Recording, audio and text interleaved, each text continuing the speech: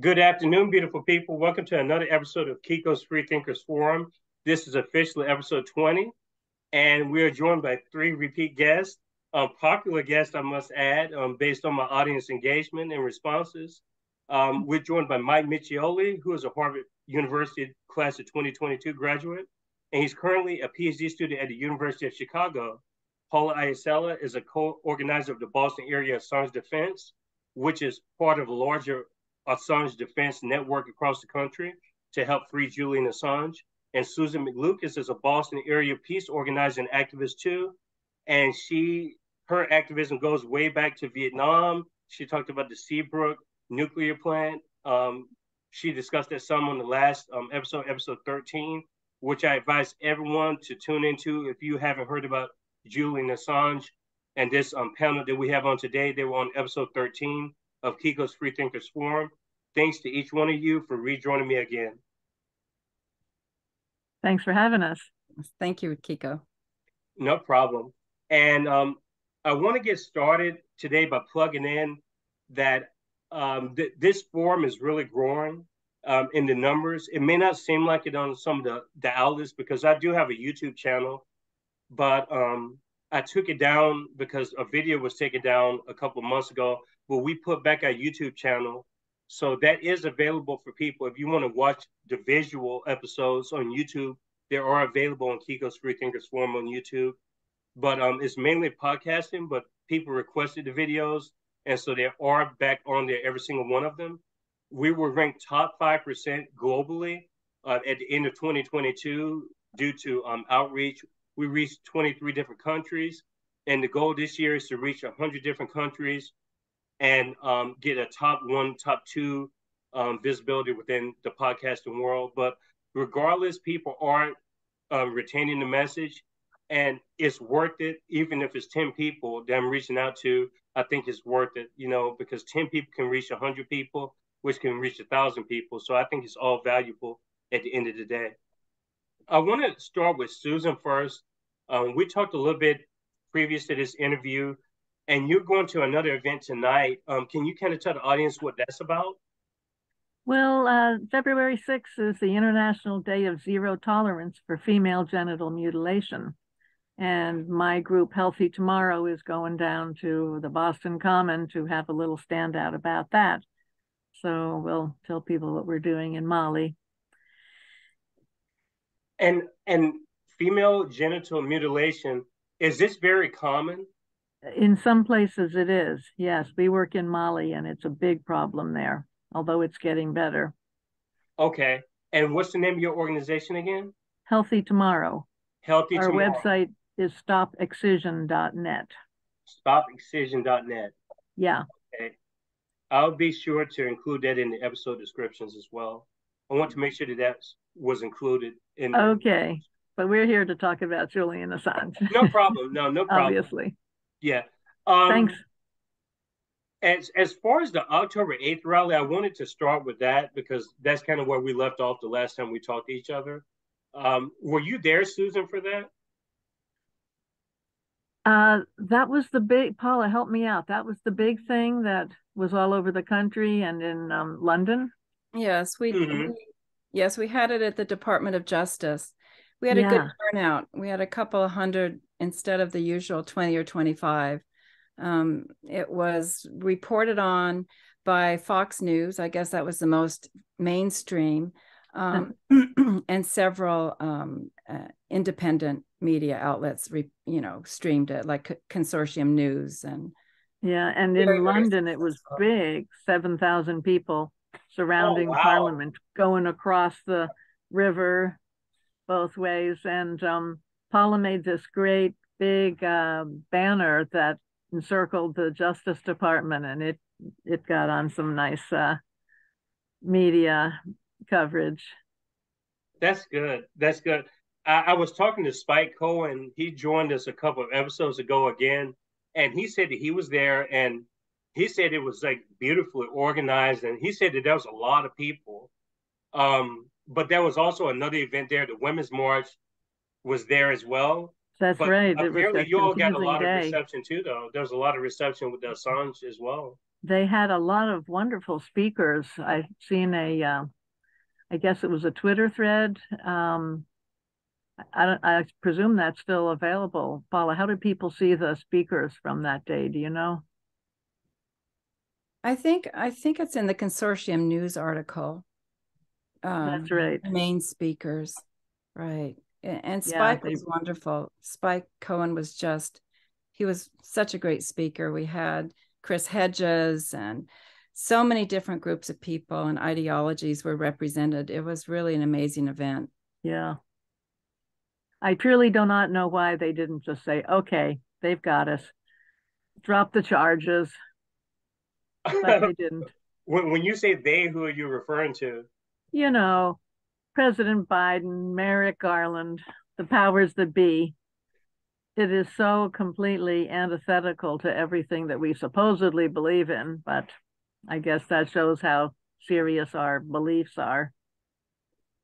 Yeah, I was wanting to get you into, Mike, because I don't know how much you've been following the developments with the Assange post October 8th rally in DC, but there seems to be a lot more visibility on Assange now, even I guess compared to a year ago at this time. There seems to be an uptick in visibility, especially from the mainstream media. It's still not enough, in my opinion, but I don't know what's going on exactly with this increased visibility. Do you have any suspicions as to why this is all of a sudden starting to get big again? Yeah, there has been some increased attention in the media recently. There was a joint letter that was published and signed by the New York Times, The Guardian, Der Spiegel, El País, and Le Monde, calling for Julian Assange's extradition case to be dropped and calling it a very dangerous threat towards press freedom, which was a good letter, but it is, of course, now almost 4 years into his extradition case, at least. So I'm not sure what exactly has been going on behind the scenes as of most recently, but yeah, the case has really been dragging out for a long time, and Assange's health has been deteriorating. So I'm not sure if there's something going on behind the scenes that we don't know. But the Assange legal team has also filed an appeal to the European Court of Human Rights over the extradition. So that was, I believe, sometime since last time we spoke. Yeah, I think Paula linked something to me overnight about his legal team following that. What exactly is that, Paula? Do you know exactly what that is that Mike is referring to? Yes, the Assange defense filed an appeal on the U.S. extradition. We've been waiting to hear the ruling from the UK High Court. It was expected at the end of December, and here it is, the 1st of February. And I just want to point out that this is another example of the torture involved in this prosecution of Julian. The fact that his confinement has this uncertain duration, and the court dates and trial cases, it's all up in the air. He's just always caught in limbo. And that is a type of torture in itself, the uncertainty of it all. And I was surprised to see the appeal to the European Court of Human Rights, because I thought that would come after the ruling of the UK High Court's decision, but I guess they just filed them both in case the ruling isn't good. That's interesting. Yeah, I never thought about that, but maybe they're covering their bases. That's a good possibility as well. Susan, that was some stuff from the last interview. I think the last interview we kind of kept it like nonpartisan, but we also have our I get feelings about this outside of Assange too, just like the possibility as to why they're using this egregious behavior towards Julian. Like he's suffering right now. He's been suffering for a long time, and is definitely some sort of a signal, in my opinion. Like, this is a very um, strong signal. I feel like Julian knows even more than what we know that WikiLeaks knows about some of these people that are implicated. And I have a theory that maybe WikiLeaks is just offering a small snippet of these grave atrocities, the war crimes, the intelligence leaks, all these different angles. I'm reading a book right now that talks about the link between organized crime and intelligence. Whitney Webb published a book, a 2-volume series that I'm reading right now, and it talks about the blackmailing, One Nation Under Blackmail, Volume 1 and 2. And I don't want to compare Julian, obviously, to Jeffrey Epstein, of course not. But I do see some parallels between the cover-ups of stories and the visibility of stories, how they all of a sudden become big and then they diminish over time. Does WikiLeaks have any sort of information about the Jeffrey Epstein situation and Ghislaine Maxwell that you know of, Susan? Because I've seen rumors and stuff about WikiLeaks even that has implications on that's going on right now. Not that I know of, but they have so many different stories that, who knows?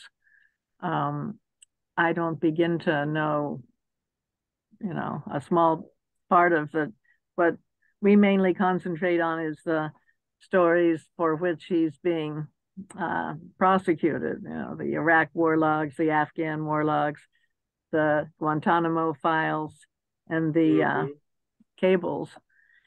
And but I know he released information about oil leaks in Africa and shady dealings in Russia and just all kinds of things that I can't begin to keep straight. The reason why I brought this up is because, based on I think our mutual sentiments, Stephen Donziger said it at the Belmarsh Tribunal. He said, Biden, come on already, what's the holdup? And I guess I brought that sentiment up because it seems like there's some sort of a partisan attack against Julian, and it's coming a lot. I think a lot of this may have to do with, I know that the DNC leaks aren't necessarily tied into the case, but I'm struggling to think that doesn't have an influence on these people who are calling the shots, the Clintons and the Trump team, because Pompeo was implicated in Vault 7. Right. And so he obviously has reason to keep him behind bars. And the Clinton team, it's like they're still blaming him for her not getting into presidency. Yeah. And so I see a lot of that going on. Do y'all see validity to that? Is it just simply they're sticking to the court case, or is it just outside influence that's also keeping Julian enemy number one, basically, against everyone else? Well, I think the people who are prosecuting him, even if they're not using the DNC leaks as part of their prosecution, they're very happy for people to not like Assange based on that. And they made up this whole thing about how he did that in collusion with Russia, which is absolutely just something that, I don't know, it just isn't true. And so it's just all part of the smear campaign, because they don't want people to concentrate on the fact that he exposed war crimes and he's being put away for life, whereas the people who did the war crimes are probably getting promoted. And so they just try to muddy the water with all these things. Well, he's a totally unlikable character and, shady, and probably the reason we got Trump and everything. Yeah. It's so totally unfair. I don't really understand it, except that I'm not used to expecting justice from our government. So in that sense, it's not so bad. The same government that does coups all over the world because leftists are getting too powerful. You're not surprised if they put a truth teller in prison and try to make an example out of him.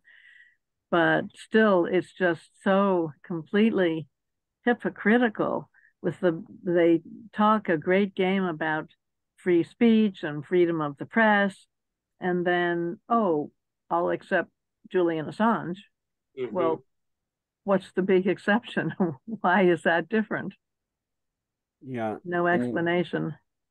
When it comes to the partisan aspect that you mentioned, I think it's pretty clear that both political parties want Julian Assange to be locked up, but there's a slightly different type of rhetoric coming from the last two administrations. From the Trump administration, at least from Mike Pompeo at the time, who was head of the CIA, he was very open and brazen about wanting to persecute Assange, calling him a hostile non-state actor, and being very open about the extradition, versus currently under the Biden administration, they've just continued the same prosecution from the Trump era, but they haven't really made many public statements at all about it. They dodge all questions they get when they're asked about it.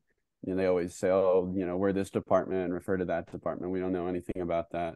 And so I think the Biden administration, which tries to posture more as, you know, supposedly in support of a free press than Trump, doesn't really want that case to be talked about and to be on their record. They don't want the legacy of being the administration that actually extradited a journalist to the United States. And so they're kind of just leaving it in limbo, kicking the can down the road and not really talking about it at all, and hoping that maybe it'll pass to the next administration even, or that he'll just die in prison or something before they actually that would be their real goal. Convict him of anything. So, Paula, I had a question about that's the concerning part to me. When you all would tell me just from the first episode, he's Australian, and I never ever understood that point. How can someone from the United States have control over a foreign citizen? First of all, like, how does that even work out? Is it only because of the Espionage Act of 1917? Like, is that the only leverage they have? Like, how can they do that? Well, that's one of the problems with the case. If they actually were, you know, doing if the judiciary was actually legal and not misrule of law, that would be one of them. You know, first of all, you know, the Espionage Act, who did he give the information to? He gave it to global citizens.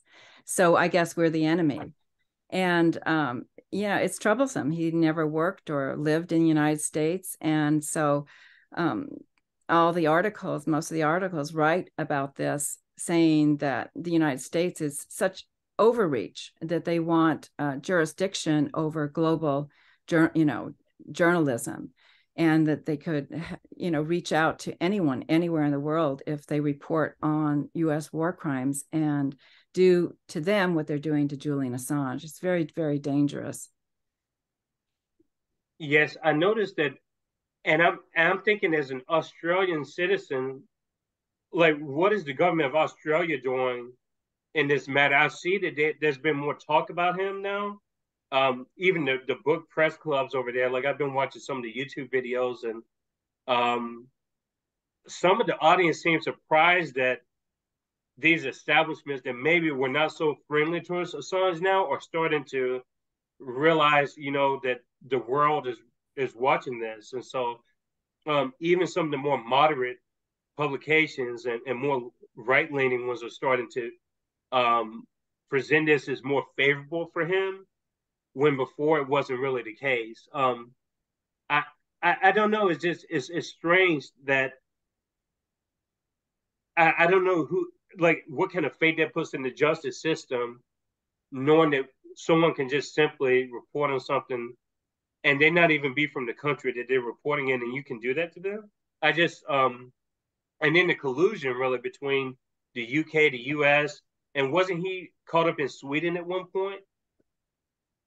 Yeah, there was. Yeah, the Swedish government had some trumped up allegations against him, which really didn't hold any water, but that didn't keep the UK from holding him in prison. And so you were saying, what's Australia doing? Well, their Prime Minister, Anthony Albanese, has talked in their parliament very impassionedly saying, enough is enough. It's really time to do something. And I've heard he was going to talk to Biden, but I haven't heard that he did. And so I don't really know what kind of, outcome there is, but I know he is very much against the whole prosecution. But the U.S. is the superpower, and all these other countries are minor powers in comparison. Even the UK is kind of like a little bit of a lapdog to the US. They're keeping him in prison because we want him to. Our government wants him to. I don't. But, there are just an increasing number of people around the world who have come out in favor of Assange. There are 9 presidents of Latin American countries, and Germany, their Bundestag has made cross-party resolutions, and we're kind of on our own. Us in the UK seem to be the only ones, maybe some other right-wing governments, I don't know, but I mean, there's a lot of opposition to this. And I think it's just a testament to how powerful our country is, that if they want it, then that's the way it is. You were asking, is it the Espionage Act? And, they refer to laws and everything, but when they don't really do what they need, they just ignore the thing. Like there's a clear part of the extradition treaty between the UK and the US that says no one can be extradited for a political offense. Well, how can Julian's, making the US mad because of exposing their war crimes, how can that be considered not a political offense? Exactly. And so they just, there was one parliamentarian that mentioned that a couple of years ago or something, but everyone's just keeping quiet about that and hoping it'll go away.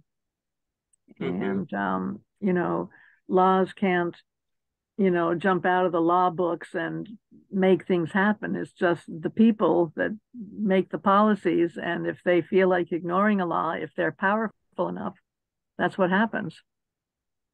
There was a new government elected in Australia less than a year ago, a Labour government that was nominally in support of Assange. They've put out positive statements, but yeah, as Susan was saying, they haven't really done much about that since they've been in office. They haven't, try and leverage their relationship at all. They're still very friendly with both the US and the UK and have been going forward with this AUKUS alliance between the 3 countries, which is a military alliance directed hostilely against China. And I believe they even have some deals going forward about the US being allowed to store nuclear weapons potentially in Australia, closer to China. So while they have put out some positive statements, they haven't allowed their supposed support for Assange really get in the way of their relationship, their subservient relationship to the United States. Yep, unfortunately. Yeah, and with regards to the Espionage Act, it doesn't just, I guess the way the U.S. is enforcing it doesn't only apply to the United States, but the U.S. is interpreting it as they're allowed to take any citizen around the world and extradite them if they believe that they have obtained any kind of documents with the intention of harming the U.S. So that means not only people like Assange, but if you just look at the wording of the Espionage Act, that means that even if people like you or I were reading documents and sharing them online that the U.S. determined was with the intention of harming their country, whatever that means. That in theory the law is so broad they could try and prosecute anyone for just reading the documents that WikiLeaks has published as well. Yes, going back to the Australian Prime Minister, I don't know the person's name, but one of Julian's attorneys that I think she's based in Australia. I know you all probably know her name, but she was saying that it's as simple as the president calling Biden on the phone, and that hasn't happened apparently, because that question was asked on the press club conference I was watching on there, and they asked that precise question, like, have they had contact with each other about Assange, and the attorney said, not to my knowledge. So that tells you right there that the response is not what it needs to be at all. I mean, they're not trying to make a deal at all. And speaking of that, is that some sort of a deal in place? Because from what I've read, Assange is not accepting any sort of a plea deal at all. Like that, does that factor in this at all? Because like he's not giving in to anything, and I think that's kind of I guess pissing them off more too. Have you heard that he was offered a deal? I read some stuff where the way it was framed, it was like he was not going to accept a deal under any circumstance. Mm-hmm. So that sounds like him to me. Yeah, that's what I read. So I think that's also he's also a very calculated, serious person. Like, he's not someone to be messed with at all. And so I really hope he's able to get on the other side of this. But reading that book, One Nation Under Blackmail, I could only think of Assange. It had nothing to do with him, really, but in a way it does in my mind, because it sounds like he has just so much information on these intelligence agencies and stuff too. And we know how the U.S. feels about that whenever the intelligence agencies and these people are sort of uncovered. Then that's definitely not what the image they want to send. And that's also very problematic, because it shows that there's no cohesion of government whatsoever. There's basically agencies doing whatever they're doing. No one knows what's happening, but Julian is uncovering what those agencies are doing, like, outside of the government. So the actual government that we call a government doesn't have a clue what's going on, because these other agencies are basically doing what they want to do anyway. And that's a scary thing to me. To me, that's not even an organized nation at that point. They're just it's chaos. Paula? I was actually going to come back to that, Whitney Webb, when you brought that up about the CIA coming from, organized crime. It has a lot to do with Julian, actually, because the CIA plotted to kill Julian at the embassy. And those really aren't allegations anymore. There's a court going on, a trial going on in Spain, that there's tons of evidence that this did happen. They spied on him, all the videotape footage. People had their devices broken into. All that information was sent to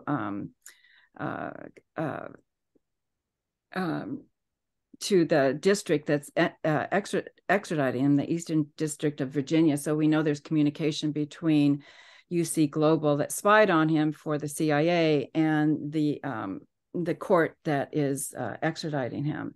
So yeah, and also going back to the October 8th event, Chris Hedges gave a very powerful speech on that. He said, we're actually holding the event in the wrong place. We shouldn't be outside the Department of Justice. We should be out in front of the CIA, who holds the keys on Julian's freedom. Because he just flat out said it. He said Julian's freedom depends on on the CIA backing off. And it's discouraging because we feel like they probably won't. There's no reason for them to. It sounds like they've dug in and they're going to keep him silenced and go through with the prosecution. And there's an interesting law case going on. Some of the lawyers and other visitors who visited Assange at the Ecuadorian embassy all had to give over their laptops and phones when they went to visit. And so while they were visiting, the UC Global was busy copying all their computers and phones and sending the information back to the court, I guess, that's going to prosecute him. So some of these people are getting together and they're suing Mike Pompeo and the CIA and this security firm, UC Global, and the head of that, Morales, who used to work for the CIA. Mm-hmm. And it seems like they were just kind of using that little security firm as a little branch of the CIA to get Julian. So it'll be interesting to see how this court case plays out.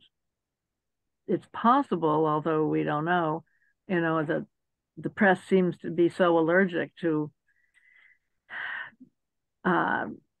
reporting on the case itself of Julian Assange, and maybe this lawsuit will be something that seems a little bit more, I don't know, less problematic to report on. We don't know, but it's just another angle.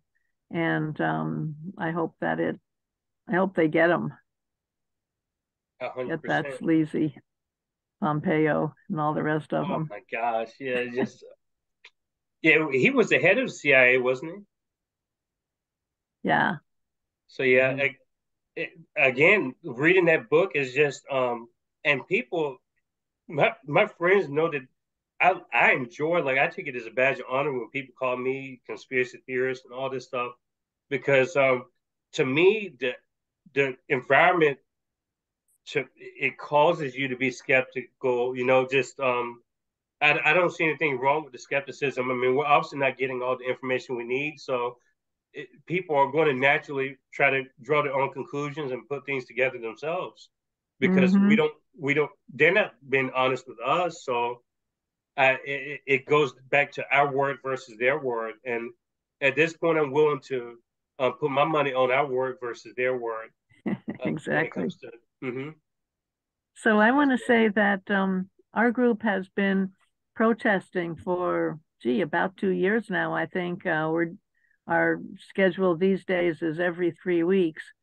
And our next protest is the 11th, is coming up Saturday. We'll be out at Park Street from 11:30 to 12:30, and Park Street Station on the Boston Common. We'd love anyone to join us. And anyone who would like to be on our mailing list can either write to me at susanbmcl@gmail or Paula at assangeboston@gmail. That might be easier to remember. And we would be happy to put you on our list and let you know about our events coming up. And there's also the 23rd of this month, all over the country, Assange Defense is organizing Student Press Freedom Days. And we're working on one in Boston. It's shaping up. Anything you want to say about that, Paula? Mike may have some news. I'm trying to connect people, and Mike is busy with his studies and that, but I know he's still interested in activism, and they're putting something together in Chicago. So I haven't heard if, Mike is active in that, how that's coming along. Yeah, I'm not sure about what's going on exactly. I know that there's something going on in Chicago, an event with Kevin Gostola, I believe, that Paula sent to me. So I'll try and be there for that. But I haven't been able to organize anything myself with regards to the issue. I've been spending some time recently with the University of Chicago's Students for Justice in Palestine group. So we've been having some actions on campus recently for that. But I'm sure that if something does shape up in Chicago, that we could have some supporters with our group there. I had two questions before we conclude. One actually pertains to the university setting, and the second question pertains to this whole idea of Belmarsh being such a high security prison. And why is Julian in a prison like that to begin with? I think this was mentioned during the Belmarsh Tribunal, where someone was making a relationship with Daniel Hell and his situation right now. Why, at the very least, is he being held in a prison like that and not a lower tier prison? Well, it's to make an example of him. I mean, here you had a dictator, Pinochet, when he waited his 2 years for the extradition hearings to begin, he was put up in a palace outside of London. And Margaret Thatcher, and he had guests, and he was given wine and visitors.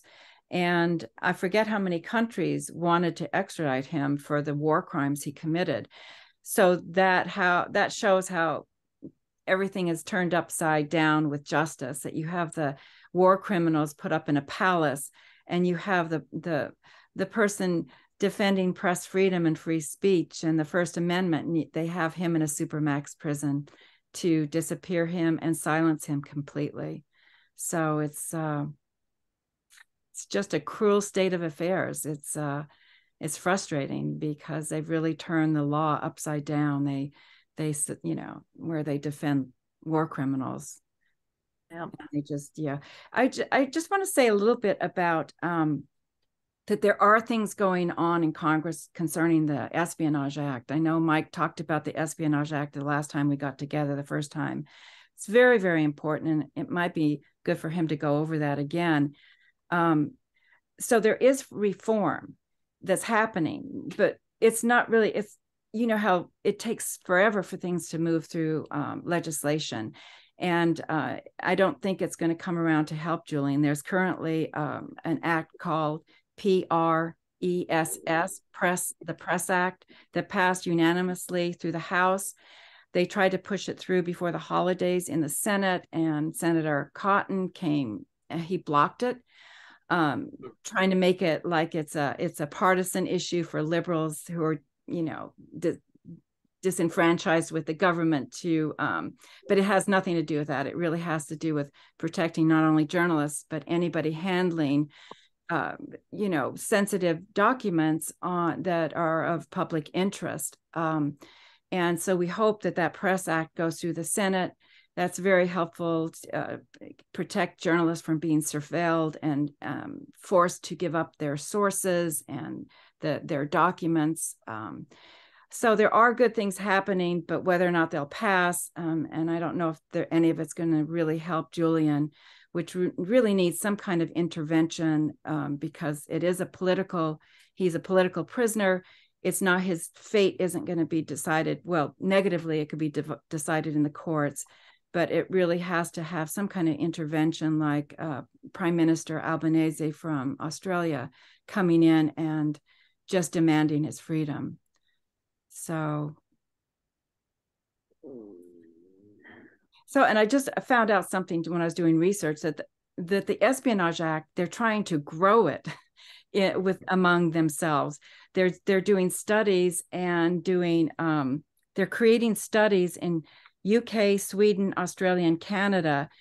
So creating studies and laws that align with the US Espionage Act. So now there's a trend to strengthen the Espionage Act in order to protect the governments from, for wrongdoings. They don't want, because no government is going to come forward and share their their crimes publicly. So they're actually trying to beef up the Espionage Act. Quite frightening. Whereas, of course, they should be voting on whether to repeal it, but I haven't heard any discussion of that. Well, in the U.S., like I said, there's a little bit of that going on, but this is very concerning. Just and I understand when you do a lot of activism and when you go all in with a lot of causes, that it can cause like frustration and a lot of burnout and stuff. But anybody living in the country should be genuinely concerned about what's happening right in plain daysight. And maybe people are using their escapism as a way to not redirect themselves towards these sort of cases like Julian's. But it's a one of a kind case. I can't recall anybody under this sort of persecution being a journalist. And I've been following politics my whole life. I've never seen anything like it myself. I was a second-year student at Middle Tennessee State University when the Iraq War, well, not the Iraq War, Afghanistan was started after 9/11. And I was thinking about all the widespread protesting on campus there and some of the area campuses in Middle Tennessee. That was my last question I had about the visibility of Assange.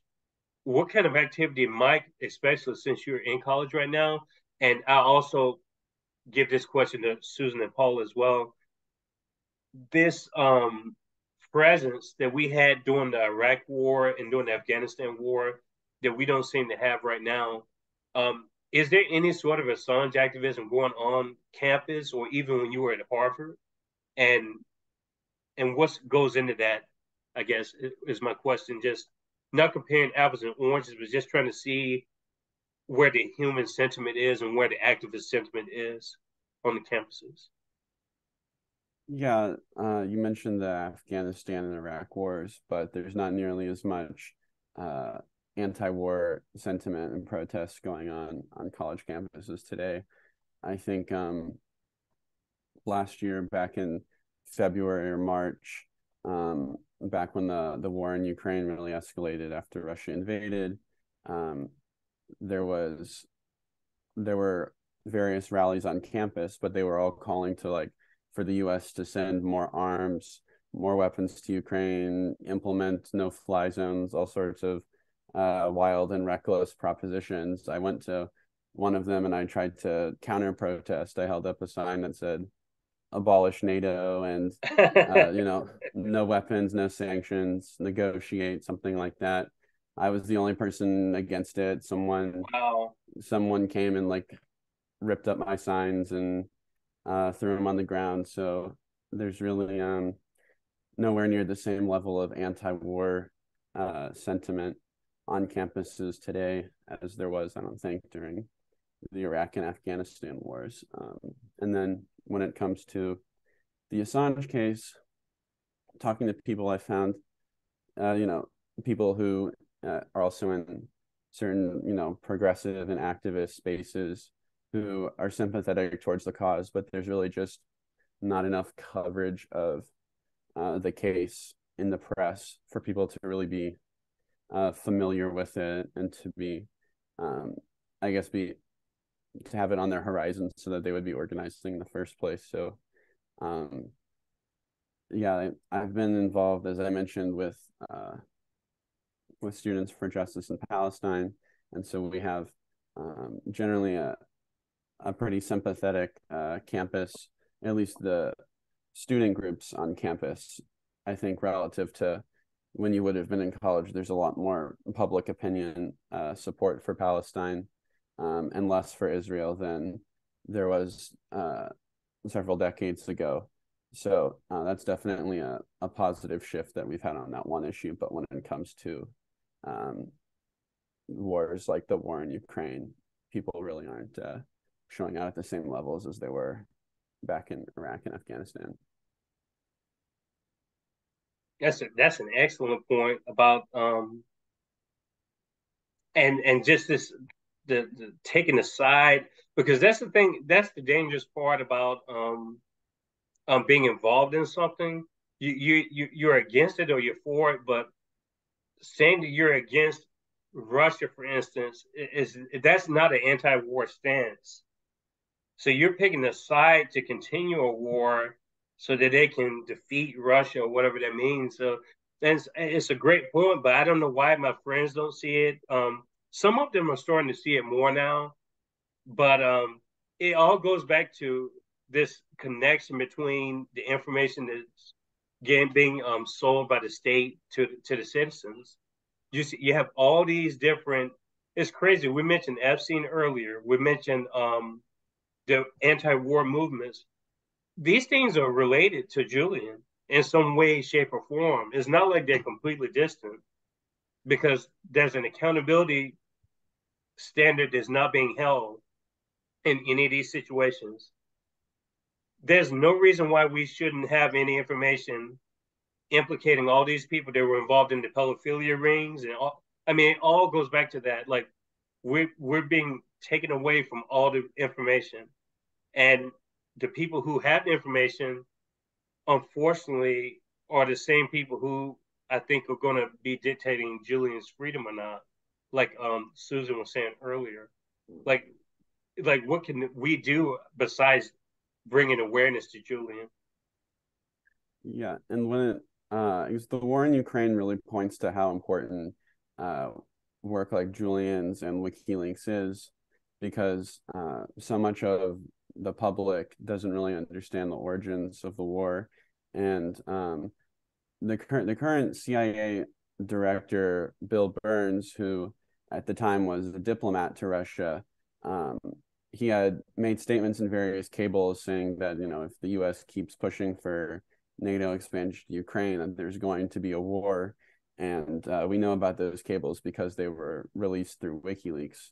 So with the current state of the U.S. media and just their full propaganda front against Russia and about the origins of the war, it's extremely important that we have investigative journalists and whistleblowers and leakers to be shedding some light on what's really going on behind the scenes. Yeah, we could really use Julian's voice now. I just want to give a plug in to something that's related to the situation with Ukraine. I've mentioned it on a few episodes previous to this one. The book that I'm currently reading right now consists of 25 essays, and it talks to the lead up to this Ukraine-Russia situation. There's a big history with this, but this book was published in 2014, and it's called Flashpoint in Ukraine: How the U.S. Drives Hegemony Towards World War III. And it has some fascinating collaborations in the book. I recommend people get that book and read it. I think I'm going to be able to get 2 or 3 people that contributed to that series to come on the forum to sort of give a perspective to that, because these things aren't created out of thin air at all. And it's important for the audience to keep that in mind, that the Julian situation has been going on. What I think his dad, John Shipton, said this is year 14 now. He said that during the tribunal, and he had such a beautiful message during the tribunal. I enjoyed a lot of the messages. Some of the speakers came across as self-centered to me, though. I don't know if that was just my assessment, but Jeffrey Sterling came across as kind of absorbed a little bit, and he said some good stuff, but some of the speakers were a little bit, self-absorbed and not focusing as much on Assange. But overall, I thought it was a great event. Yeah, overall, it was wonderful. I wish we had been able to make President Biden and Merrick Garland sit down there in the front row and listen. Yeah. Are you all still going to Merrick Garland's, like, outside of there? I know there's people there all the time, like, protesting, right? Yes, they just had their first Sunday vigil yesterday, and they actually had local news show up. I checked the Well, they show up, but I haven't seen it in the news yet. So there's more interest with people wanting to send a journalist there. So I do want to mention, we're talking about war and anti-war, and the thing that Mike said about, how, why we don't have so many people in the street. There were millions of people in the street to stop the Iraq war. And that is actually how WikiLeaks came to be. Julian was frustrated that millions of people could not stop the war, the letters, the street activism, and it was shocking. So he said, what will stop the wars? And then he thought, well, exposing the horrors of it, education and that. And so that's how WikiLeaks was founded, is because it came out of, stopping wars. And I do want to mention a big event that's happening at the DOJ, the Department of Justice, February 19th. It's called the Rage Against the War Machine. Freeing Julian Assange is one of their, it's on their list. Big speakers, Scott Ritter, Ron Paul, Tulsi Gabbard, Dennis Kucinich, David Swanson with World Beyond War, Scott Horton of Anti-War, and peace activist Ann Wright. They're all speaking. It's a big event, and they're expecting, hundreds, if not thousands of people on the 19th of this month. Mm-hmm. So, what time it starts? It's control over the narrative. Why are people rooting for war now instead of against NATO? It's the media has control over the narrative, so the people only know what they read. And so we're also not only fighting for justice, but fighting against propaganda. And we have our work cut out for us. Mm-hmm. It's all meant to demoralize us. And I think Palestine gets a little bit more because there's videos online that just show the horrors of the occupation. And Julian is disappeared, and, saving free press freedom is abstract. I mean, this is something we're dealing with communication with Senator Warren's office. It's an abstract concept of losing the First Amendment, whereas George Floyd was a horror that was taped, and it got a lot of public support, and Julian doesn't get that public support, partially because of what they've smeared him, but also because it's an abstract fight. Mm-hmm. What you were saying about the origins of WikiLeaks reminds me of Julian's famous quote where he said, if wars can be started by lies, peace can be started by truth. And that got him going. He probably never thought he was going to pay for it with his life. So I guess departing, I guess all we can do is just kind of follow the developments with Julian. That is really hard to watch it, really. Just as an outsider, it's hard to watch these developments. You want to think that something's going to happen right away. And this is not to absolve the blame from even Biden and these previous administrations. Is there any reason for them not to do something since they hold the keys? Do they really hold the keys to this, or is there something else that's keeping them from doing this? Not that we know of. As far as we know, they could just decide, okay, this is the day, let's do it. Now, what we've been saying doesn't make it seem especially encouraging, but we still encourage people to write to the president. The easiest way to do it is at whitehouse.gov/contact and just write, you want Julian Assange to be freed, drop the charges. And then you can write Merrick Garland at justice.gov/contact-us. Slightly different, but generally the same idea. And I mean, they must be getting a lot of messages, but we're hoping if they get even more messages, they'll finally say, we don't want to be known as the people who ruined press freedom, who killed Julian Assange in prison, or who, put him in jail for life, and then somebody decades from now will, absolve him like they absolved, Sacco and Vanzetti after they're long dead. We want him out now where he can enjoy his life, go back to his journalism, go back to his family. Free Julian Assange.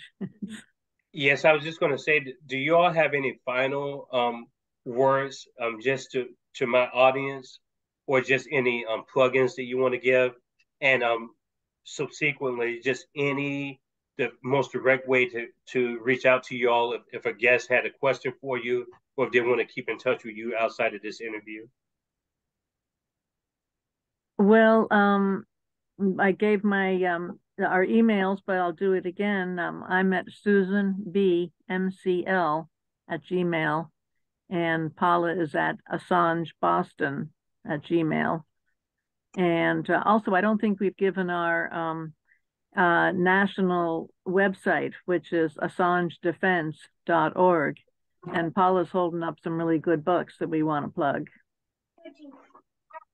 Yeah, so a lot of the red flags to me are just all the brilliant people are coming forward, and they're either writing or speaking, or, in Julian Assange's defense, there's no one, but the dark side that wants to see Julian extradited. And so this is Stefania Maurizi's work, her new book that was just published. She has been involved in a battle to acquire the Freedom of Information Act documents showing correspondence between the US and UK. Apparently, there's over 8,000 documents of correspondence between the two. They've only released 350 pages, so it's the tip of the iceberg, and it's obvious that they're hiding, that they're not releasing the documents. And of course, this is the Bible on the Julian Assange case, written by UN Special Torture Rapporteur Nils Melzer. And the thing that I encourage people to do, it's the easiest thing to do, is to leave a message on the Department of Justice comment line, 202-353-1555. That's the easiest thing to do. You just leave a message. It's ridiculous. It's unconstitutional to use the Espionage Act against a journalist. Drop all the charges and free Julian Assange. My email is my last name, MICCIOLI@uchicago.edu. And I guess if we're mentioning books, there's a fairly recent book by Ralph Engelman and Carey Shenkman that I'm going to read soon. It's called A Century of Repression, and it's about the history of the Espionage Act, and it includes the cases all the way from Eugene Debs to Daniel Ellsberg, and Snowden, and Assange. So I'm looking forward to reading that soon. And the author of that book again? Carey Shenkman and Ralph Engelman.